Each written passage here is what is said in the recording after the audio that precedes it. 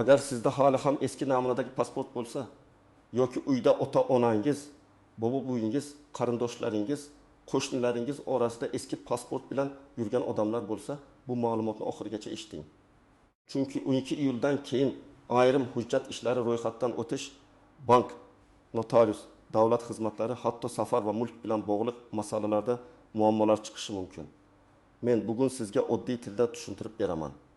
Kim xavotir olish kerak? Kimga bu o'zgarish tegmaydi? Qaysi joyda odamlar eng ko'p xato qiladi va hozir 5 kun ichida nima qilish kerak? Avvalo, kanalga hoziroq obuna bo'ling va videoga like bosing. Chunki bunday ogohlantirishlar vaqtida yetib borsa, odamlar navbatda sarson bo'lmaydi, jarimaga tushmaydi va hujjati sababli ish to'xtab qolmaydi. Ayniqsa, bu videoni qo'shnilarga, mahalladagi yoshi katta insonlarga, chet elga chiqmoqchi bo'lgan tanishlarga albatta yuboring. Men avval eng muhim narsani aniq qilib aytaman. Eski pasport deganda ko'pchilik hali ham kitobcha ko'rinishidagi, biometrik bo'lmagan yoki amaldagi talablar bo'yicha yangilanishi kerak bo'lgan hujjatni tushunadi. Ayrim odamlar pasportim qo'limda turibdi, muddati ham tugamagan, demak muammo yo'q deb o'ylaydi. Lekin amaliyotda masala faqat pasport qo'lda bor yo'qligida emas. Masala shundaki, davlat idoralari, banklar, notariuslar, elektron tizimlar va chegara nazorati bazalari hujjatning turiga, amal qilish muddatiga, shaxsiy ma'lumotlarning to'g'ri kiritilganiga va hozirgi talabga mosligiga qaraydi. Oldin ko'p ishlar eski tartibda ham yuraverardi. Masalan, odam mahallada yashab kelgan, bank kartasi bor, nafaqa oladi, kommunal to'lov qiladi. Pasportni faqat kerak bo'lganda ko'rsatadi. Ayrim joylarda eski hujjat bilan ham murojaat qabul qilingan, keyin ma'lumotlar qo'lda tekshirilgan. Lekin hozir tizimlar tobora raqamlashtirilmoqda. Endi ko'plab xizmatlar bitta markaziy ma'lumotlar bazasi orqali tekshiriladi. Agar hujjat eskirgan bo'lsa, undagi seriya raqam, tug'ilgan sana, ism, familiya yozilishi yoki fotosurat bazadagi ma'lumot bilan mos tushmasa, tizim avtomatik ravishda rad javobini chiqarishi mumkin. Shu sababli 12 iyul sanasi atrofidagi ogohlantirishning mazmuni shuki, eski pasport egalari o'z hujjatini tekshirib olishi, zarur bo'lsa yangilashga ariza topshirishi, shaxsiy ma'lumotlardagi xatolarni tuzatishi va muhim ishlarni oxirgi kunga qoldirmasligi kerak. Men buni vahima uchun aytmayapman. Men buni odamlar eng oddiy ishda ham qiyinchilikka uchramasligi uchun aytayapman. Endi kimlar birinchi navbatda e'tibor berish kerakligini batafsil tushuntiraman. Birinchi guruh eski namunadagi pasporti bor, lekin hali ID karta yoki yangi hujjat olmagan fuqarolar. Agar sizda eski pasport bo'lsa, eng avvalo uning amal qilish muddatini ko'ring. Pasportning ichki sahifasida berilgan sana va amal qilish muddati yozilgan bo'ladi. Ko'pchilik faqat pasportning tashqi ko'rinishiga qaraydi, lekin eng muhim joy aynan muddat. Agar muddat yaqin kunlarda tugasa yoki allaqachon tugagan bo'lsa, bu hujjat bilan ko'plab ishlarni bitirish qiyinlashadi. Ikkinchi guruh ism familiyasi o'zgarganlar. Masalan, ayol kishi turmushga chiqqan, familiyasini berilmagan, familiyasini o'zgartirgan, lekin eski pasportini yangilamagan yoki sud qarori tug'ilganlik haqida hujjatdagi tuzatish, otasining ismi yozilishidagi farq sababli ma'lumotlar turlicha bo'lib qolgan. Bunday holatda bankda bitta familiya, soliq bazasida boshqa familiya, pasportda 3-ko'rinish bo'lishi mumkin. Natijada odam pul o'tkazmasini olishda, meros rasmiylashtirishda, uy-joy oldi-sottisida yoki nafaqa hujjatlarida to'xtab qoladi. 3-guruh urg'uni 2 yoshga to'lgan yoki yaqinda to'ladigan yoshlar. Ko'p ota-onalar hali maktabda o'qiydi, keyin olamiz deb yurgan bo'ladi. Lekin hujjatsiz yosh bola keyin oliygohga hujjat topshirishda, bank kartasi ochishda, ishga kirishda yoki safarga chiqishda muammoga duch keladi. Agar oilada 12 yoshga yaqin farzand bo'lsa, uning hujjatini tekshiring. Hujjat olish muddatlari, navbat, biometrik ma'lumot topshirish, to'lov, suratga tushish bularning hammasi vaqt oladi. 4-guruh chet elga chiqmoqchi bo'lganlar. Masalan, bir kishi Rossiya, Qozog'iston, Turkiya, Koreya yoki boshqa davlatga ish, o'qish, davolanish yoki qarindosh ko'rishga ketmoqchi. U avval chipta oladi, keyin pasportini tekshiradi. Eng katta xato shu. Avval hujjat tekshiriladi, keyin chipta olinadi.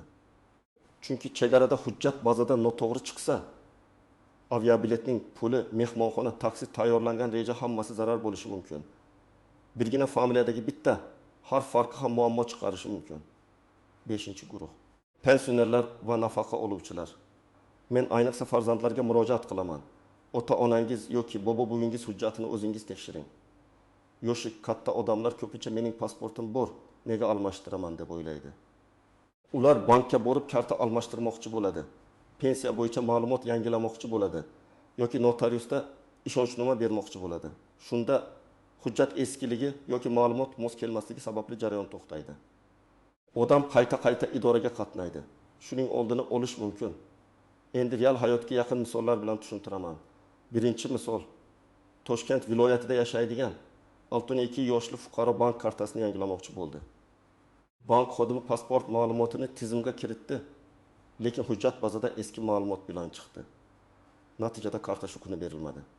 Fuqaro avval migratsiya va fuqarolikni rasmiylashtirish bo'limiga borib ma'lumotni yangilash kerak bo'ldi.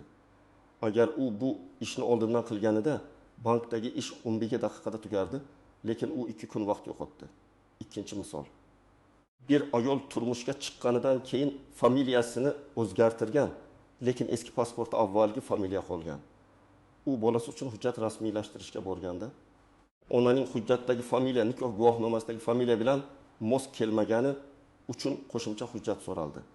Bu holatda muammo katta emas, lekin odam tayyor bo'lmasa, navbatga qayta yoziladi, ish cho'ziladi. Shuning uchun nikohdan keyin hujjatni vaqtida almashtirish juda muhim. Uchinchi misol, chet elga ishlashga ketmoqchi bo'lgan yigit pasportini faqat aeroportga borishdan 2 kun oldin tekshirirdi. Ma'lum bo'ldiki, uning pasportida amal qilish muddati yaqin tugaydi. Borayotgan davlat esa kirishda kamida bir necha oy amal qiladigan hujjat talab qiladi. U chiptani oldin olib qo'ygan edi. Natijada chipta almashtirish, ish beruvchiga kechikishni tushuntirish va yangi hujjat olish uchun qo'shimcha xarajat qildi. Bunday holat ko'p uchraydi. To'rtinchi misol, mahalladagi bir kishi uy sotmoqchi. Notarius hujjatlarni tekshiradi. Mulk egasining pasport ma'lumotlari kadastrdagi ma'lumot bilan farq qiladi.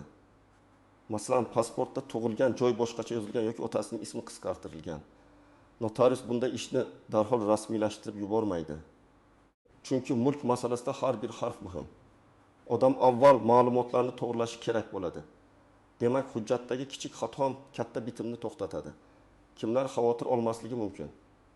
Agar sizda amaldagi ID karta yoki talabga mos yangi pasport bo'lsa, ma'lumotlaringiz bazada to'g'ri chiqsa, amal qilish muddati yetarli bo'lsa, ism familiyangiz o'zgarmagan bo'lsa va hujjatingiz yaroqli holatda bo'lsa, sizda katta xavotir bo'lmasligi mumkin. Lekin men baribir tekshirib ko'rishni maslahat beraman. Hujjatning yaroqliligi faqat uning cho'ntakda turgani bilan belgilanmaydi. U tizimda to'g'ri ko'rinishi kerak. Nozik joylar va ko'pchilik e'tibor bermaydigan masalalarni tushuntiraman. Birinchi nozik masala pasportning jismoniy holati. Ayrim pasportlar yirtilgan, sahifasi ajralgan, nam tortgan, surat joyi xiralashgan yoki muhr ko'rinmaydigan bo'ladi. Odam baribir o'zimniki deydi. Lekin idora xodimi yoki chegara xizmati uchun hujjat aniq o'qilishi kerak. Agar hujjat shubhali ko'rinsa, u qabul qilinmasligi yoki qo'shimcha tekshiruvga yuborilishi mumkin. Bu ayniqsa safar oldidan xavfli. Ikkinchi nozik masala eski pasportdagi manzil ma'lumoti. Ko'pchilik bir joyda propiskada boshqa joyda yashaydi. Hujjatda eski manzil turadi. Amalda esa boshqa hududda yashaydi. Elektron tizimlarda xizmatlar hudud bo'yicha ajratilganda odam noto'g'ri bo'limga murojaat qilib qolishi mumkin. Masalan, doimiy ro'yxat boshqa tumanda, vaqtincha yashash joyi boshqa tumanda. Shuning uchun qaysi idoraga borishdan oldin hududingizni aniqlang. Uchinchi nozik masala ishonchnoma bilan hujjat almashtirish. Ko'pchilik men bandman, akam borib topshiradi deb o'ylaydi. Lekin shaxsni tasdiqlovchi hujjat olishda odatda fuqaroning o'zi borishi, biometrik ma'lumot topshirishi, suratga tushishi talab qilinadi. Ayniqsa barmoq izi, yuz tasviri yoki imzo kerak bo'lsa, boshqa odam borib bu ishni bajara olmaydi. Yoshi katta, kasal yoki harakatlanishi qiyin fuqarolar bo'yicha alohida tartiblar bo'lishi mumkin. Lekin buni oldindan telefon orqali yoki davlat xizmatlari markazidan so'rab aniqlash kerak. To'rtinchi nozik masala jarima va muddat. Hujjatni belgilangan vaqtda olmaslik yoki muddati o'tgan hujjat bilan yurish ayrim holatlarda ma'muriy javobgarlikka olib kelishi mumkin. Men bu yerda hammani qo'rqitmoqchi emasman. Lekin muddatni o'tkazib yuborish hech qachon foyda bermaydi. Odam bugun 10 daqiqa vaqt ajratib tekshirsa, ertaga bir necha soat navbatda turishdan qutuladi. 5-nozik masala. Davlat xizmatlari portali va elektron imzo. Hozir ko'p xizmatlar onlayn ishlayapti.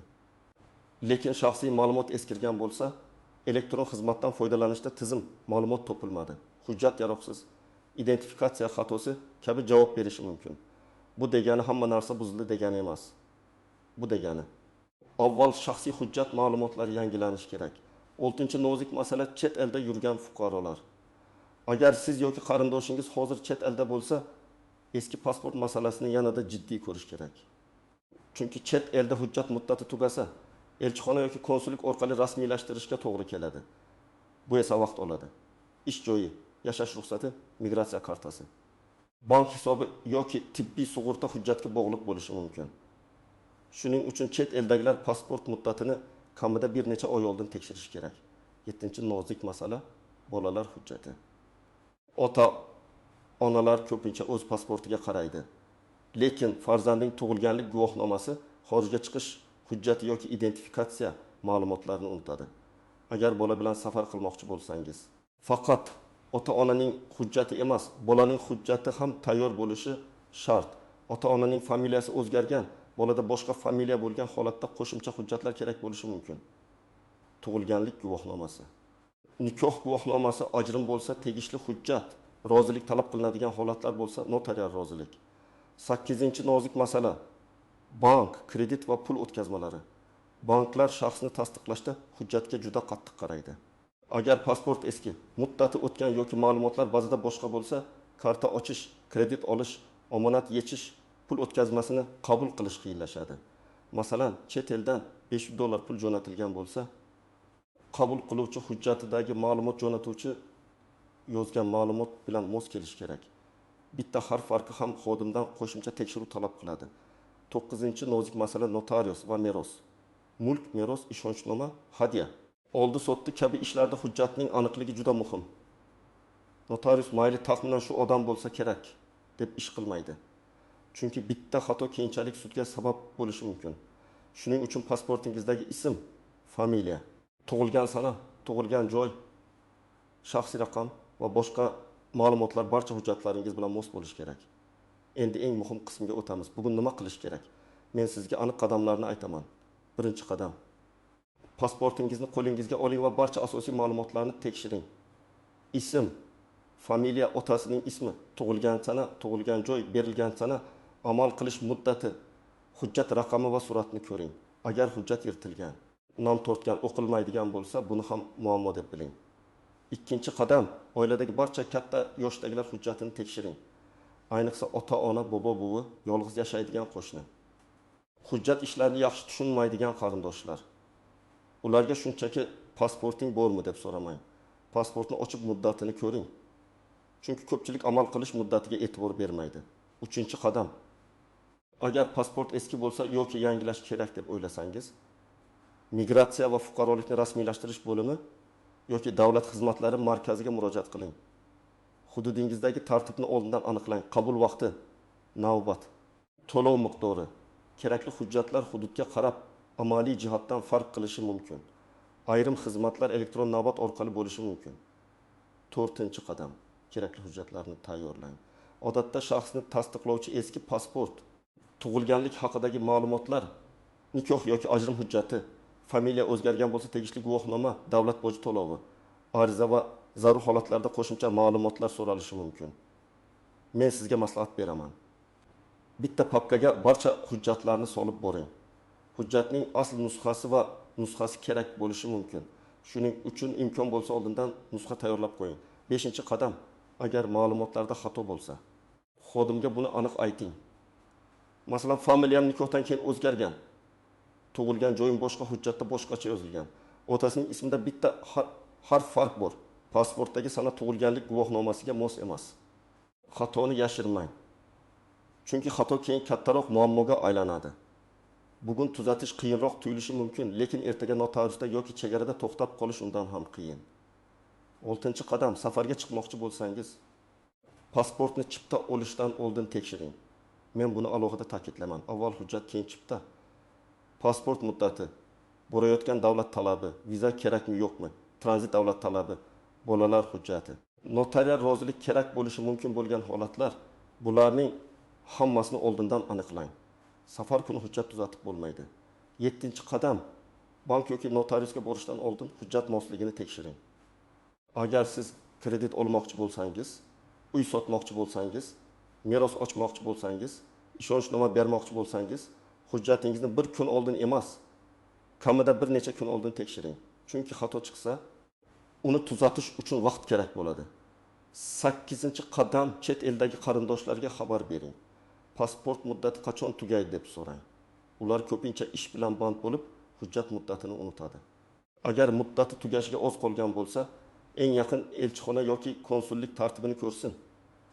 Hujjatni chet elda tiklash yoki yangilash ba'zan bir necha hafta vaqt olishi mumkin. 9-qadam. Navbat va vaqt masalasini hisobga oling. Oxirgi kun hamma yuguradi. Shunda idoralarda navbat ko'payadi, telefonlar band bo'ladi, xodimlar ham ko'p murojaatni ko'rib chiqadi. Shuning uchun hali vaqt bor deb o'tirmang. Bugun tekshiring, ertaga kerak bo'lsa ariza topshiring. 5 kun degani ko'p vaqt emas. Ayniqsa hujjatda xato bo'lsa, bu 5 kun juda tez o'tib ketadi. 10-qadam, hujjatni olganingizdan keyin uni darhol tekshiring. Yangi hujjat berilganda odam xursand bo'lib olib ketadi. Lekin ism, familiya, sana shaxsiy raqam, yozuvdagi harflar, surat amal qilish muddatini joyida tekshirish kerak. Agar xato bo'lsa darhol ayting. Keyinroq bilsangiz, yana qayta murojaat qilishga to'g'ri keladi. Men yana bir muhim narsani aytaman. Hujjat masalasida falonchi shunday dedi. Qo'shnim eski pasport bilan yuribdi. Menga tegmasa kerak degan gaplarga suyanmang. Har bir odamning holati alohida. Birovning pasporti amalda bo'lishi mumkin. Sizniki esa muddat yoki ma'lumot sababli muammo chiqarishi mumkin. Birov bankda ishini bitirgan bo'lishi mumkin, siz notariusda to'xtab qolishingiz mumkin. Shuning uchun eng to'g'ri yo'l o'z hujjatingizni rasmiy tartibda tekshirish. Bugungi gapning asosiy mazmuni shunday. Eski pasporti borlar, muddati tugagan yoki tugashga yaqin hujjat bilan yurganlar, familiyasi o'zgarganlar, chet elga chiqmoqchi bo'lganlar, bank, notarius, meros, uy-joy yoki nafaqa ishlarini qilmoqchi bo'lganlar hoziroq hujjatni tekshirish kerak. 12 iyuldan keyin ayrim jarayonlarda talablar qattiqroq sezilishi. Elektron tizimlarda eski yoki noto'g'ri ma'lumot sababli ishlar to'xtashi mumkin. Eng yaxshi yechim kutmaslik, tekshirish, kerak bo'lsa yangilash va hujjatlarni oldindan tayyorlash. Men sizdan iltimos qilaman. Bu videoni o'zingiz bilan cheklab qo'ymang. Uyda ota-onangizga ayting. Mahalladagi yosh katta qo'shnilarga tushuntiring. Chet eldagi qarindoshlarga yuboring. Bitta ogohlantirish kimnidir jarimadan, kimnidir bekor ketgan chiptadan, kimnidir notariusdagi muammodan saqlab qolishi mumkin. Izohlarda yozing. Sizda eski pasport bormi? Hujjatingizni tekshirdingizmi? Sizning hududingizda navbat qanday? Videoga like bosing. Kanalga obuna bo'ling va qo'ng'iroqcha belgisini yoqib qo'ying. Men esa sizga hujjatlar, qonuniy tartiblar va kundalik hayotda kerak bo'ladigan muhim o'zgarishlarni oddiy tilda tushuntirib boraman.